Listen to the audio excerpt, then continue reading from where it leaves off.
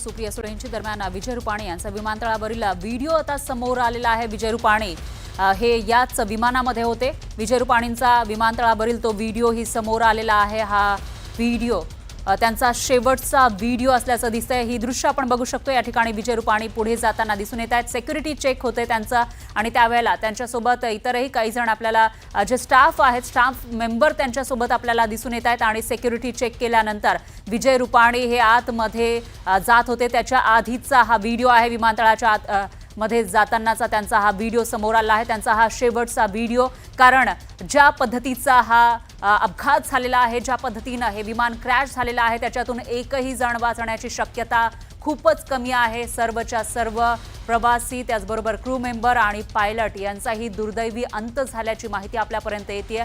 अजून त्याविषयी अधिकृत घोषणा करण्यात आलेली नाही, पण जी माहिती आपल्याकडे आलेली आहे सूत्रांकडून त्यानुसार एकही जण वाचलेला नाहीये आणि याच विमानामध्ये गुजरातचे माजी मुख्यमंत्री विजय रुपाणी सुद्धा होते आणि ते विमानतळाच्या आतमध्ये जातानाचा हा शेवटचा व्हिडिओ त्यांचा आलेला आहे। आणि त्याचबरोबर जेव्हा ते आतमध्ये गेले होते, विमानामध्ये बसले होते, त्यावेळेला एका महिलेने एक सेल्फी सुद्धा काढलेला होता। विजय रुपाणी आपल्या मागे बसल्याचं ती दाखवत होती। आणि दुसरीकडे नागपूरमधील तिघांचा मृत्यू झाल्याची माहिती सुद्धा समोर येते। या दुर्घटनेमध्ये नागपूरचे तिघे विमानानं लंडनला चालले होते, मात्र त्यांचाही दुर्दैवी अंत याच्यामध्ये झाला आहे। यशा कामदार यांच्यासह त्यांचा मुलगा आणि त्यांच्या सासूचा दुर्दैवी अंत याच्यामध्ये झाला आहे। नागपूरमधील त्यांच्या घराची ही दृश्य आपण बघू शकतोय, त्या परिसराची ही दृश्य आपण बघू शकतोय। तर ते अहमदाबादला गेले, त्याच्यानंतर काही अडचणीही आल्या होत्या, पण ते पुन्हा विमानामध्ये बसल्याची माहिती आहे। मात्र त्या विमानाचा अपघात झालाय आणि याविषयी अधिक माहितीसाठी आपले प्रतिनिधी ऋषभ फुरकुंडे हे आपल्यासोबत जोडले गेले आहेत। ऋषभ, काय सांगाल? यशा कामदार या नागपूरच्या रहिवासी होत्या आणि त्यांचा, त्याचबरोबर त्यांच्या मुलाचा याच्यामध्ये मृत्यू झालेला आहे। काय अधिक माहिती मिळते याविषयी? यशा कामदार या नागपूरच्या नागपुरात त्यांचं निवास होतं। या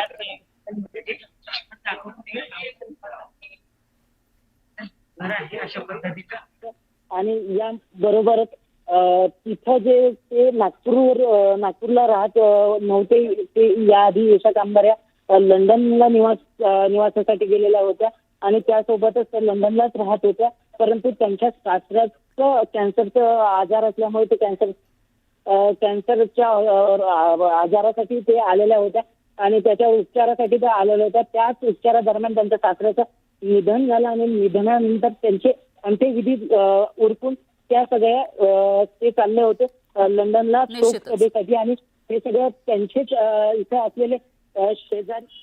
एकूणच ऋषभ, असं म्हणता येईल की सासऱ्याचं निधन झाल्यानंतर त्या आल्या आणि त्यानंतर त्यांच्या कुटुंबातील त्यांचा मुलगा, सासूचं आणि त्यांचं स्वतःचंही आता निधन झालं आहे।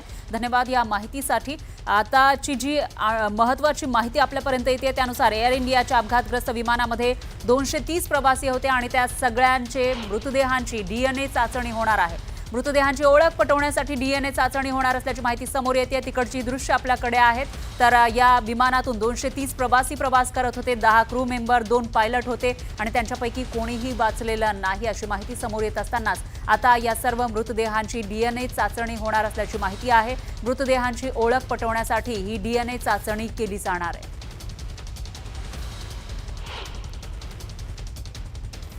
तर क्रू मेंबर्स मधील अपर्णा महाडिक ही सुनील तटकरे यांची नातेवाईक आहे। तर त्या या फ्लाईटमध्ये होत्या।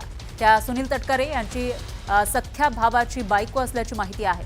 त्या केबिन क्रू आहेत। आज सकाळीच अहमदाबादला त्या गेल्या होत्या आणि आज दुपारची फ्लाईट होती। अपर्णा यांचे पती सुद्धा एअर इंडियामध्ये आहेत आणि अपर्णा मात्र आज त्याच फ्लाईटमध्ये क्रू मेंबर म्हणून गेलेल्या होत्या ज्या फ्लाईटचा अपघात झाला।